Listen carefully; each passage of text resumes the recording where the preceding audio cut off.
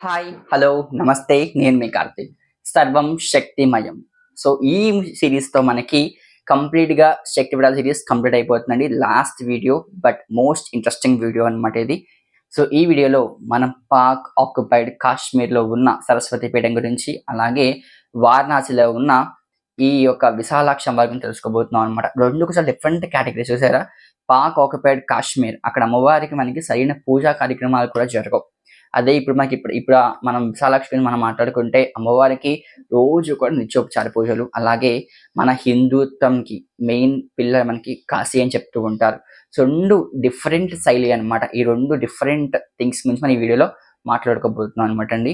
2 కూడా దేనికి దానిగానే ఇదివరకు ఉండేవన్నమాట. యాక్చువల్‌గా మనకి పాక్ ఆక్యుపైడ్ కాశ్మీర్‌లో ఇప్పటికి కూడా మనకి యాక్చువల్‌గా అమ్మవారి యొక్క ఆనమాలు, గుర్తులన్నీ కూడా ఏం లేవన్నమాట. ఒక చిన్న పిల్లర్స్ 4, 3 పిల్లర్స్ మాత్రమే ఉన్నాయి. ఆ పిల్లర్స్ లోపల అంటే ఇక్కడికి దేవాలయం ఉంది అని చెప్పేసి ఉన్నట్టుగా ఉందన్నమాట. కానీ అక్కడ అమ్మవారి విగ్రహం అయితే ఏమీ లేదు. సో, అదే విగ్రహాన్ని ఇప్పుడు శృంగేరి శారదా అమ్మవార్లు మనం చూసుకుంటూ ఉంటామన్నమాట. అంటే అక్కడ అమ్మవారిని ఇక్కడ చూసుకుంటూ ఉంటామన్నమాట మనకి.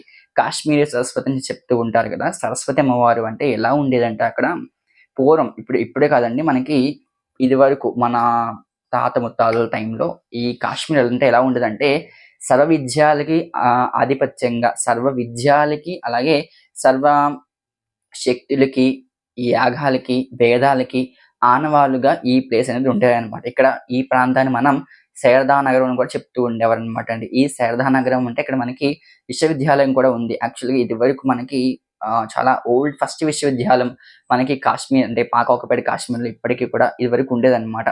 అంటే శారదా విశ్వవిద్యాలయం అని చెప్పేసి అక్కడ ఎన్నో గ్రంథాలు, ఎన్నో పురాణ ఇతిహాసాల కథలు, అలాగే నిత్యం కూడా వేద పారాయణలు, అలాగే గొప్ప గొప్ప సిద్ధాంతులు, అలాగే ఘనపాఠీలు, వేద విద్యార్థులందరూ కూడా నిత్యం కూడా అక్కడ ఎప్పుడు కూడా ఏ మూల విన్నా కూడా మనకి వేద స్మరణ తప్ప ఇంకొక స్మరణ వినిపించేది కాదు. ఎక్కడైనా కూడా మనకి చదువు అనే ఒక మాట తప్ప వేరే ఒక మత కలహాలు గాని, లేకపోతే ఇతర విషయాలు గాని, యుద్ధాలు గాని, భూమి ఇవన్నీ కూడా మనకి అక్కడ ఉండేవి కాదనమాట. ఎంతసేపు మనకి విద్యమైనే ఇదివరకు మనకి ఆ ప్రాంతం అంతా ఉండేదనమాట అండి. అలాగే ఇక్కడ మనకి ముసాఫాద్ అనే ప్రాంతంలో ఇప్పుడు ముసాఫాద్ అనే ప్రాంతం ఇదివరకు మనకి అది శారదా నగరం అన్నమాట. అక్కడ అమ్మవారు మనకి శ్వేత వర్ణంలో ధవల వర్ణ ఛాయతో అమ్మవారు మనకి అద్భుతంగా దర్శించారన్నమాట. హంసవాహినితో చేతిలో పుస్తకం పట్టుకొని, కమలం పట్టుకొని, అక్షమాలు పట్టుకొని అమ్మవారి దివ్యమంగళ రూపంలో స్ఫటికమయ్యి ఎంత అద్భుతంగా కనిపించారంటే అమ్మవారి వరకు మనకక్కడ ఇప్పుడు మనందరం కూడా బాధపడాలి. ఎందుకంటే అక్కడ అమ్మవారు మనకి లేదు. యాక్చువల్‌గా ఆ విగ్రహం గాని, ఆ మూర్తి గాని మనకి ఇప్పటికి దర్శనం లేదనమాట. ఇప్పుడు మనకి అక్కడికి వెళ్ళాలన్నా కూడా మనకి అనుమతి కూడా లేకుండా పోయింది. సో, అదొక విషయం చాలా బాధగా అనిపిస్తున్నా ఇక్కడ అమ్మవారు 500 ఏళ్ల సంవత్సరాల క్రితం 500 5000 5000 ఏళ్ల సంవత్సరాల క్రితం అమ్మవారు ఇక్కడ వెలిసిందనమాట అండి. చాలా అద్భుతమైన దేవాలయం అమ్మవారు ఇక్కడ మనకి. అలాగే ఇక్కడ అమ్మవారు ఎంతో మంది పండితుల్ని, ఎంతో మంది సిద్ధుల్ని, సిద్ధాంతుల్ని మనందరికీ పరిచయం చేసిందనమాట. యాక్చువల్‌గా ఆల్రెడీ మనం ఒక శక్తిపీఠం గురించి మాట్లాడుకున్నప్పుడు మీకు చెప్పాను విషయం. ఏంటది మనకి ఉజ్జయిన్య మహాకాళి శక్తిపీఠంలో మహాకాళి అమ్మవారి శక్తిపీఠంలో ఈ యొక్క పండితులు రాసిన ఒక విషయాలన్నీ కూడా గ్రంథాలన్నీ కూడా లోపల పెడతారు. అమ్మవారు దాన్ని ఎంచుతుంది. ఏ గ్రంథం అయితే మనకు పనికొస్తుందో, ఏ గ్రంథం మనకు పనికిరాదో అమ్మవారు మనకి ఎంచుతుంది. అందులోంచి మనకు పనికొచ్చే మనం తీసుకుంటాం. మిగిలినవి ఎక్కడికో వెళ్ళిపోతాయని మనం మాట్లాడుకున్నాం కదా! అదే విషయం మనకి ఇక్కడ కాశ్మీర్‌లో కూడా జరిగేదనమాట అండి. ఎందుకంటే ఇక్కడ మనకి అఖండమైన విద్య అనమాట. ఎంత విద్య అంటే ప్రతి ఒక్క పుస్తకం అసలు ఈ ఈ విద్య ఇక్కడ లేదు అని చెప్పడానికి చిన్న ఆనమాలు కూడా ఉండేది కాదనమాట. అంత గొప్ప ప్రదేశం మనకి ఈ పాక్ ఆక్యుపైడ్ కాశ్మీర్. ఈ కాశ్మీర్ ప్రదేశంలో మనకి ఇదివరకు ఇలాగే సేమ్ అమ్మవారి గర్భాలయంలో పుస్తకాలను కూడా పెట్టేస్తూ ఉండేవారు. సో, మర్నాడు ఉదయానికి ఏ పుస్తకం అయితే నిలుస్తుందో ఆ పుస్తకాన్ని అందరికీ పరిచయం చేసేవారనమాట. ఇలా మనకి భోజరాజు అనే ఆయన ఈ అన్ని కళలు, లలిత కళలు, అలాగే ఈ సంగీత కళలు, విద్య, ఈ వేద పండితులు అంటే వేదం అంటే ఆయనకి చాలా ఇష్టం అన్నమాట. ఈ భోజరాజు ఇక్కడ కూడా కొంతకాలం పరిపాలించారని చెప్పేసి చెప్తూ ఉంటారన్నమాట.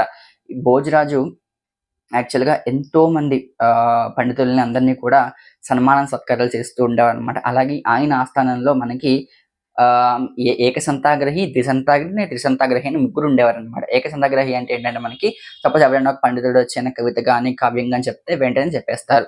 ద్విసంతాగ్రహి అంటే ఆయన చెప్పి అలాగే ఏకసంతాగ్రహి చెప్పిన తర్వాత సెకండ్ ఆయన చెప్తారన్నమాట. థర్డ్ ఆయన. ఇలా ముగ్గురు కూడా భోజరాజు ఆశ్రమంలో చాలా పెద్దగా ఉంటూ ఉండేవారన్నమాట. యాక్చువల్‌గా మనకి అదే ఆశ్రమానికి ఒకసారి కాళిదాస్ మహాకవి వచ్చారు. కాళిదాస్ మహాకవిని ఆల్రెడీ తెలిసిందే కదా! అమ్మవారి అనుగ్రహంతో కాళిదాస్ మహాకవి ఎన్నో వేల శ్లోకాలు రాశారు. అలాగే మనందరికీ కూడా ఇష్టమైన మెయిన్ శ్లోకం ఏంటంటే మనకి శ్యామల దండకం. మాణిక్యేన ప్లాలయంతీం మదాలసాం మంజుల వాగ్విలాసాం మాహేంద్రేణ జతుకోమలాంగి మాతంకిన్య మనసా స్మరామి చతుర్భుజే చంద్రకళావతంసే కూర్చున్నతే కుంకుమరాగ సోనే పుండ్రేక్ష పాశాం పుష్పమానహస్తే నమస్తే జగదేక మాతః. ఇది మనకి శ్యామల దండకంలో ఫస్ట్ శ్లోకం అన్నమాట. ఈ శ్లోకం వింటేనే మనకి ఒక అమ్మవారి యొక్క అర్చన ఎలా ఉంటుందో, అమ్మవారి వర్ణన ఎలా ఉంటుందో, అమ్మవారి శ్యామల వర్ణం ఎలా ఉంటుందో, ఆమె పరివారం ఎలా ఉంటుందో, ఆమె ఉండే దీపం ఎలా ఉంటుందో, ఇవన్నీ కూడా మనకి ఈ అద్భుతమైన శ్యామల దండకంలో మనకి కాళిదాసు గారు ఒక్క క్షణం పాటు మనకి అనుగ్రహం చేశారన్నమాట. యాక్చువల్‌గా మనకి కాళిదాస్ మహాకవి పూర్వం ఆయన ఇదివరకు ఎలా ఉండేవారంటే, ఎలాగైతే వాల్మీకి దొంగలా ఉండేవారో, అలాగే కాళిదాస్ మహాకవి గొర్రెల కాపరిగా ఉండేవారనమాట. ఆయన గొర్రెల కాపరిగా ఉంటూ విద్య అంటూ ఉండేవారు. విద్య అనడం కూడా రాదు ఆయనకి. విద్య అంటూ ఉండేవారు. అలాగా ఆయనకి ఎవరో చెప్పడం వల్ల, ఎవరో ఉపాసకులు చెప్పడం వల్ల అమ్మవారు దేవాలయానికి వెళ్లి ఇక్కడ కూర్చొని కొంతకాలం తపస్సు చేస్తున్నారు. తర్వాత శారదాంబ తపస్సు చేసి కొంతకాలం అలా తపస్సు చేస్తూ ఉంటే అమ్మవారు ఆయన నాలుక మీద బీజాక్షరాలు రాశారనమాట. ఆ బీజాక్షరాలు రాసిన వెంటనే ఆయన అనుగ్రహంగా అమ్మవారి మీద శ్లోకాలు రాయడం మొదలుపెట్టారు. అలాగే ఈ కాశ్మీర్ సరస్వతి అమ్మవారి మీద కూడా ఎన్నో వేల శ్లోకాలు రాశారనమాట కాళిదాస్ మహాకవి గారు. అలాగే ఈ కాళిదాస్ మహాకవిని ఒకసారి భోజరాజు ఆశ్రమానికి వచ్చారనమాట. భోజరాజు ఆశ్రమానికి వస్తే ఏకసంతగిరి, ద్విసంతగిరి, త్రిసంతగిరి ముగ్గురు కూడా ఆయన ఆపేస్తారనమాట. ఎందుకంటే ఆయన చాలా గొప్ప పండితుడు. ఒకవేళ అయితే ఈళ్ళ ముగ్గురికి ప్లేస్ పోతుందని చెప్పేసి ఈళ్ళు బాధపడుతూ ఉంటారనమాట. సో, కాళిదాస్ మహాకవి దగ్గరికొచ్చి మీరంత గొప్ప పండితుడే ఇంకా చెప్పండి అంటే, అప్పుడు కాళిదాస్ మహాకవి ఒక అద్భుతమైన శ్లోకం చేస్తారనమాట.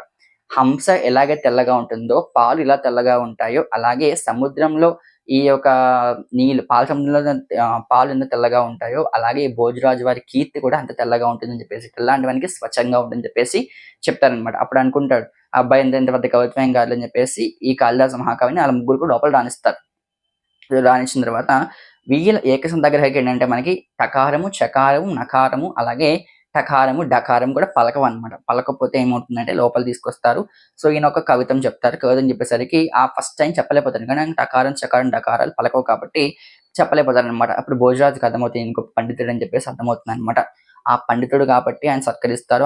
ఆయన ఆశ్రమంలో ఈయన ఒక మెయిన్ పండితుడిగా అక్కడ వ్యవహరిస్తూ ఉంటారనమాట. ఆ తర్వాత ఇంకొంత కాలానికి వీళ్ళ ముగ్గురికి ఈర్ష్య పెరిగిపోయింది కదా! ఈ ఫస్ట్, సెకండ్, థర్డ్ పర్సన్ పండితులు వాళ్ళ ముగ్గురికి ఈర్ష్య పెరిగిపోతుందనమాట. ఎలాగైనా కూడా ఈ భోజరాజు ఆశ్రమంలోంచి ఈయన్ని తీసేయాలి అని చెప్పేసి, కాళిదాస్ మహాకవిని తీసేయాలని చెప్పేసి అనుకుంటూ ఉంటారనమాట. అలా అనుకుంటూ ఉంటే ఒకసారి ఏమవుతుందంటే ఈ కాళిదాస్ మహాకవికి అర్థమైపోతుంది. అమ్మవారి అనుగ్రహం ఏంటంటే మనకి ఎవరైనా ఎదురుకుండా వాళ్ళు మాట్లాడుకుంటే ఆ విషయం కాళిదాస్‌కి ఈజీగా అర్థమైపోతుందనమాట. సో, తెలిసి ఏం చేస్తారంటే ఒకసారి కావాలని చేపల మార్కెట్‌కి వెళ్లి చేపని చంకలో వేసుకొని వెళ్తూ ఉంటారనమాట. ఇది చూసిన ఏకసంతగ్రహి, ద్విసంతగ్రహి ఏంటి అని చెప్పేసి ఆయన వెనకాల వెళ్తే ఆయన్ని పట్టుకొని రాజసభకి తీసుకొస్తారనమాట. రాజసభకి తీసుకొస్తే అక్కడ రాజుగారి ముందే అడుగుతారు. ఏంటి ఒక సద్బ్రాహ్మణుడివి ఉండి నువ్వు చేప పట్టుకోవడం ఏంటి అని అడిగితే ఆయన అంటారు, నా చేతిలో ఉన్న చేప కాదు, నా చేతిలో ఉంది రామాయణం గ్రంథం అని చెప్తారనమాట. కానీ మనకు కనిపిస్తుంటుంది అది చేపగా కనిపిస్తుంటుందనమాట.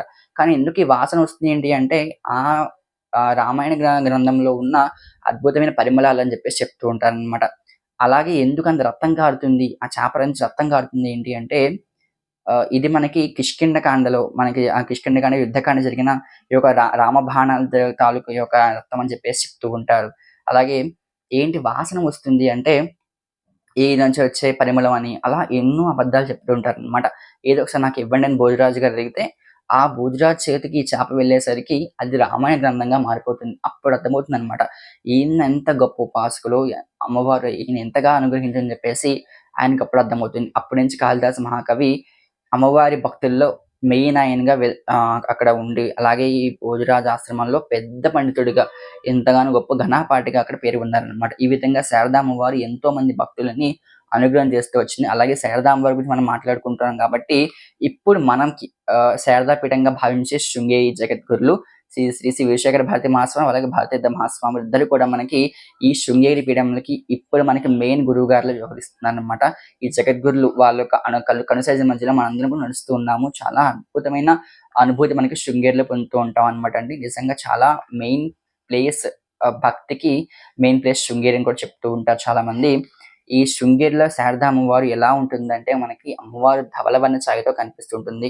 అలాగే మనకి అమ్మవారు గురించి ఎన్నో వేల శ్లోకాలు మనకి కనిపిస్తుంటాయన్నమాట. అందులో మనకి నాకిష్టమైనది మెయిన్ అలాగే ఈ శ్లోకం కూడా చాలా మంది చదువుకోవాల్సిన శ్లోకం అన్నమాట. ఇది మనకి శారదా నిర్దేన్ ఘనసార పటీర మరాల మల్లికాహార కాశ ఫనీష కుంద మంద జతామర సామర వాహిని శుభాకారపు నిన్ను మదిగా నల్ల కలుగు భారతి మనకి శారదా అమ్మవారి యొక్క శ్లోకం అన్నమాట.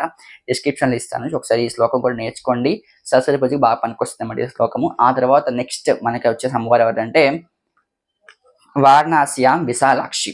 వారణాస్యాం విశాలాక్షి అంటే ఈ విశాలమైన నేత్రమును కలదాన. యాక్చువల్‌గా మనకి కామాక్షి, మీనాక్షి, విశాలాక్షి. అక్షి, అక్షి, అక్షి అని చెప్తూ ఉంటారు. ఇలా ముగ్గురిని కలిపితే మనకి అక్షత్రయం అని కూడా చెప్తూ ఉంటారనమాట. ఈ కళ్ళు గురించి ఇక్కడ అమ్మవారి యొక్క కళ్ళు భాగం పడ్డాయని చెప్పేసి కొంతమంది చెప్తూ ఉండే అక్కడ అమ్మవారి యొక్క కర్ణకుండాలు పడ్డాయని కొంతమంది చెప్తూ ఉంటారనమాట అండి. యాక్చువల్‌గా మనకి ఇక్కడ విశాలాక్షి అమ్మవారు శక్తిపీఠం అయితే విశ్వేశ్వరుడు మనకి జగత్నేల విశ్వేశ్వరుడు మనకి ఇక్కడ జ్యోతిర్లింగ కొలువైనారనమాట. యాక్చువల్‌గా ఈ కాశీ అనే పట్టణం మనకి ఎంతో గొప్ప ప్రదేశంగా మనం పరిగణిస్తూ ఉంటాం. ఎందుకంటే సాక్షాత్ పరమేశ్వరుడు యొక్క త్రిశూల పై భాగం నుంచి ఆయన యొక్క పై పార్ట్ త్రిశూలం ఒక పై పార్ట్ నుంచి ఈ కాశీ అనేది వచ్చిందని చెప్పేసి చెప్తూ ఉంటారనమాట. ఈ కాశీలో మనకి విశ్వేశ్వరుడు అలాగే అన్నపూర్ణ అమ్మవారు, విశాలాక్షి అమ్మవారు, వారాహి అమ్మవారు కూడా కొలువై ఉంటారనమాట అండి. ఇక విశాలాక్షి అమ్మవారు 2 రూపాయలు కొలువై ఉంటుంది. అక్కడ మనకి అన్నపూర్ణమ్మగా విశాలాక్షిగా కొలువై ఉంటుంది అనమాట. విశాలాక్షి అమ్మవారు ఇంకా స్వయముగా వెలిస్తే అయ్యవారు కూడా మనకి యాక్చువల్‌గా ఇక్కడ శ్రీ మహావిష్ణువు అయ్యవారి గురించి ఇక్కడ తపస్సు చేస్తున్నా అని చెప్పేసి ఆయన తపస్సు మెచ్చి అయ్యవారికి ప్రత్యక్షమయ్యారని, ఆ తర్వాత శ్రీ మహావిష్ణువు నుంచి సూర్య భగవానుడు ఇలా ఎంతో మంది తపస్సు చేస్తే ఆ తపస్సు ఫలితంగా ఇక్కడ విశ్వేశ్వర స్వామి వెలిసారని చెప్పేసి చెప్తూ ఉంటారనమాట. అలాగే ఇక్కడ ఇంకో విశేషం ఏంటంటే మనకి అమ్మవారు ఒక చెప్పాను కదా కళ్ళు భాగం పడ్డాయని చెప్పేసి కళ్ళు అంటే విశాలమైన నేత్రాలు కాబట్టి విశాలాక్షిగా మనం ఇవన్నీ పేరు పొందుతాం అనమాట. ఆ తర్వాత ఇంకొక విశేషం ఏంటంటే మనకి ఇక్కడ స్వామివారు కొంతకాలం పాటు కాశీలోంచి స్వామివారు వెళ్ళిపోయారు. మందర పర్వతమే తపస్సు చేసుకుంటున్నారు అని చెప్పేసి కొంతమంది చెప్తూ ఉంటారనమాట. అక్కడ దేవోదాసుడు అనే ఒక రాజు ఉండేవారు. ఆయన గురించి మొత్తం ఆయన అంటారనమాట. ఇక్కడ ఇక్కడ ఒక రాజుగా నేను ఉంటే ఈ మొత్తం అంతా కూడా స్వామివారి దగ్గరికి వెళ్తే నన్ను ఎవరు పట్టించుకోరని చెప్తే కొంతకాలం పాటు పరమేశ్వరుడు కాశీ వదిలేసి వెళ్ళిన రోజులు కూడా ఉన్నాయి. ఆ తర్వాత మళ్ళీ తన బుద్ధి తెలుసుకుని వినాయకుడు, శివ పరివారం అందరూ కూడా ఇక్కడికి వచ్చి ఆ ఒక రాజు బుద్ధి మార్చి మళ్ళీ పరమేశ్వరుడిని ఇక్కడ తీసుకొస్తారనమాట. కాశీ అంటే పరమేశ్వరుడికి ఎంతగానో ఇష్టం అంట. కైలాసంలో ఎంతసేపు ఉంటాడో తెలియదు కానీ పరమేశ్వరుడు కాశీలో ఎప్పుడూ అక్కడే ఉంటాడనమాట. అలాగే విశాలాక్షి అమ్మవారి ఒక దేవాలయం మనకి మణికర్ణిక ఘాట్ దగ్గర ఉంటుందన్నమాట అండి. మణికర్ణిక ఘాట్ అంటే అక్కడ ఎక్కువ శవాలన్నీ కూడా కాల్స్తూ మణికర్ణిక ఘాట్‌లో మనకు కనిపిస్తూ ఉంటుందన్నమాట.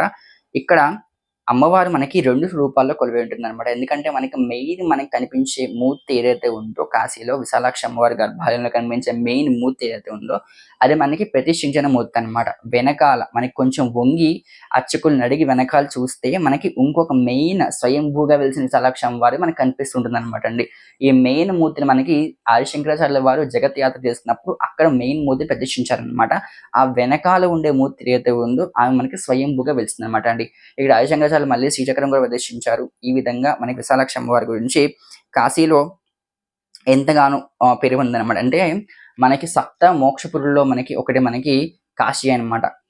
తెలుసుగా చాలా మందికి మోక్షపురులు అని దానికి అయోధ్య, మధుర, మాయ, కాశీ, కాంచి, అవంతిక సప్తేదే మోక్షదాయకం అని చెప్తూ ఉంటారు. కాశీలో కనుక దేహం వదిలేస్తే ముక్తిని పొందుతామని కూడా చెప్తూ ఉంటారనమాట. అంత గొప్ప క్షేత్రం మనకి కాశీ క్షేత్రం. ఈ కాశీ క్షేత్రంలో విశాలాక్షి అమ్మవారు ఎంత అద్భుతమైన శక్తితో ఉంటారో అదే విధంగా మనకి అన్నపూర్ణాదేవి కూడా అంతే శక్తివంతంగా కనిపిస్తుంటారు అనమాట. ఈ కాశీ అంటే మనకి మెయిన్ గుర్తు రావాల్సింది వ్యాస మహర్షి. వ్యాసుడు ఒకసారంట ఆయన శిష్యులందరితో కలిసి భిక్షాటన చేస్తుండేవారు అనమాట. కాశీలో నగరంలో భిక్షాటన చేస్తూ ఉండేవారు అనమాట. ఆ భిక్షాటన చేసే సందర్భంలో ఒకసారి ఏమైందంటే ఈ వ్యాస మహర్షికి పరీక్షిద్దామని పరమేశ్వరుడు వ్యాస మహర్షిని పరీక్షిద్దామని చెప్పేసి అనుకుంటాడనమాట. అప్పుడు భిక్షాట సమయానికి వెళ్తే మధ్యాహ్న కాలం అయిపోతే ఎండవేళ భిక్షాట సమయానికి వెళ్తే బ్రాహ్మణ ఇళ్లలోకి వెళ్తారు కదా. ఒక్కొక్క బ్రాహ్మణ ఇళ్లకి వెళ్తే ఒక ఇంట్లో ఏమో పితృకార్యం జరుగుతుంది, ఎవరికి భిక్ష అని చెప్పేసి కొంతమంది చెప్తారు. ఇంకో ఇంట్లో ఇంకా వంట వండలేదు అని కొంతమంది చెప్తారు. అలా ఎన్ని గుమ్మాలు వెళ్ళినా కూడా భిక్ష దొరకదన్నమాట. అప్పుడు వ్యాసుడి కోపం వచ్చి కాశీనగరాన్ని శపిద్దామని తన కమండలో నీళ్లు అంటే తన భిక్ష పాత్రని నేలకేసి కొట్టి తన కమండలో నీళ్ళతో శపిద్దామని చెప్పేసి శాపం చేయబోతే విశ్వేశ్వరి అమ్మవారు అలాగే విశాలాక్షి అమ్మవారు దాంతోపాటు పరమేశ్వరుడు ఇంకా అన్నపూర్ణ ముగ్గురు కూడా ఆకాశ మార్గంలో కనిపించి ఆకాశవాణిగా వినిపించారన్నమాట. "ఏంటి ఏమనుకుంటున్నావు నువ్వు? ఈ క్షేత్రాన్ని మీద నువ్వు తప్పిద్దాం అనుకుంటున్నావా? అసలు నీ శక్తి ఇక్కడ సరిపోతుందా అనుకుంటున్నావా?" అని చెప్పేసి అమ్మవారు కూల్చి ఫస్ట్ అలా అడిగేసిన తర్వాత, "నీకు భిక్ష కావాలా?" అని చెప్పేసి అడిగితే, "అవునమ్మా" అని భిక్ష గురించి ఇలా చేస్తావా? నువ్వొక మహా తపస్వివి. హరిషద్వర్గం నువ్వే అదుపులో పెట్టుకోకపోతే ఇంకా మిగతా వాళ్ళ సంగతేంటని అమ్మవారు అడుగుతుందనమాట. అప్పుడు అంత శాంతించి కోపం తగ్గిన తర్వాత అమ్మవారు మనకి ఒక ఇది చెప్తారు కదా! ఒక ముసలి బ్రాహ్మడి స్త్రీ రూపంలో అమ్మవారు కనిపిస్తుందనమాట అండి. అక్కడ మనకి ఒక అద్భుతమైన పద్యం కూడా మనకి భిక్షాలసనంలో ఉండేదనమాట.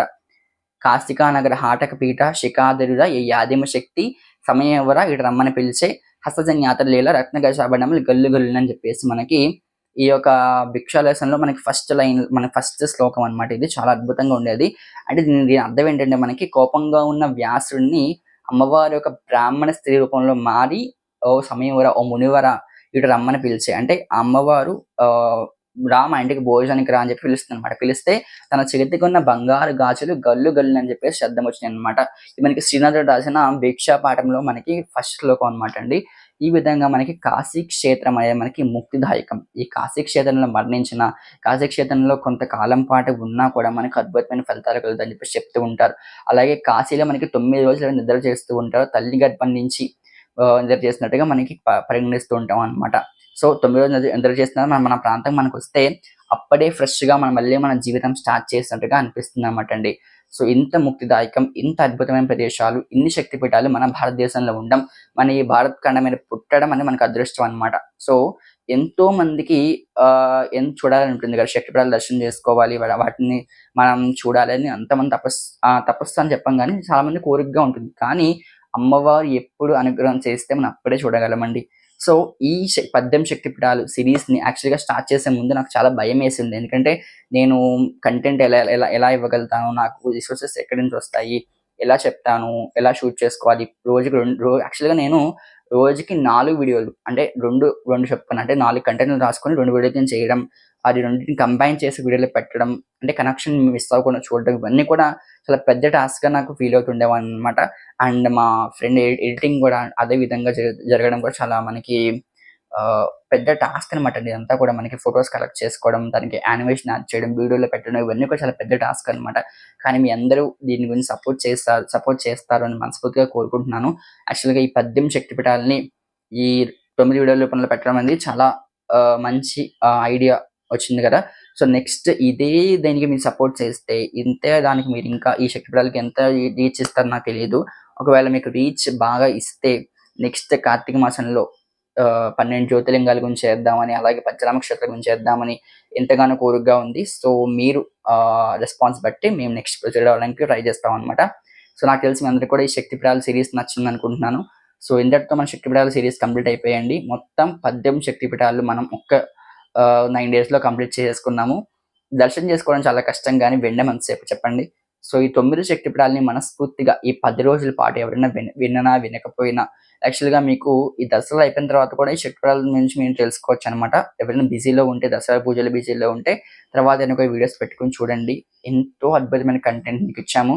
యాక్చువల్‌గా చాలా కష్టపడ్డాము ఈ కంటెంట్స్ గ్యాదర్ చేసుకోవడానికి. సో, మీకు నచ్చుతుందని మనస్ఫూర్తిగా కోరుకుంటున్నాను. నచ్చితే లైక్ చేయండి, షేర్ చేయండి, సబ్స్క్రైబ్ చేయండి. కామెంట్ చేయడం మాత్రం మర్చిపోకండి. మళ్ళీ ఇంకో వీడియోతో మీ ముందుకొస్తాను. సో, నెక్స్ట్ ఏం సీరీస్ చేయాలని వెయిట్ చేస్తున్నామనమాట.